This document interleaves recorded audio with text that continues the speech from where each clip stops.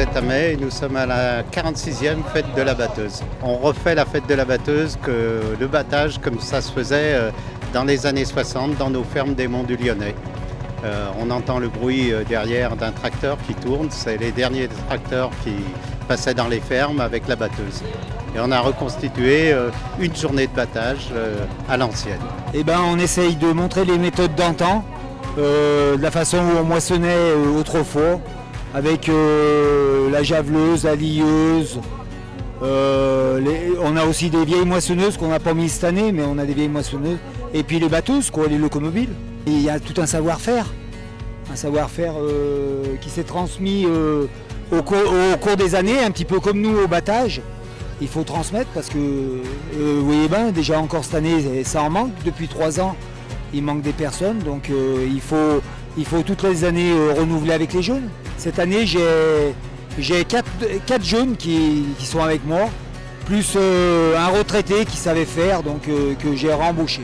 On continue à transmettre et pour moi, c'est important de transmettre tout ce savoir-faire, le patrimoine, mais le patrimoine vivant et le patrimoine matériel.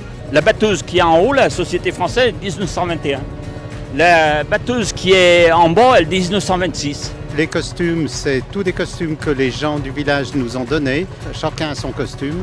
Il doit y en avoir à peu près 200 pour habiller tout le monde. Les enfants, on habille de 7 à 77 ans. Et le jour de la fête de la batteuse, je peux dire que tout le monde travaille ensemble. Donc c'est à voir. Elle avait un pouvoir aussi de rassembler cette fête. Et de rassembler les générations et les gens qui n'étaient pas d'accord, même les voisins qui se bagarraient toute l'année, le jour sur le terrain, ils travaillaient ensemble. Alors, la fête est née, il y avait 3 entrepreneurs de travaux agricoles et de matériel agricole dans le village. Quand il y a eu la disparition des battages dans les fermes, pendant une dizaine d'années, on a oublié un peu tout ça, puisque les moissonneuses-batteuses étaient arrivées, c'était dans les années 60. Et eux, un beau jour, ils avaient dû certainement se retrouver chez l'Angèle, le café du village, et boire quelques bonnes bouteilles. Ils ont eu l'idée de refaire la fête comme si c'était dans une ferme, avec un tracteur, une batteuse, et puis buffet, buvette, sans aller chercher trop à compliquer. Ce jour-là, il y a eu 6000 personnes. C'était un dimanche, le dernier dimanche d'août. La fête de la batteuse était née, et c'est encore comme ça aujourd'hui. C'est une belle fête de village, tous les gens de Mai sont convoqués.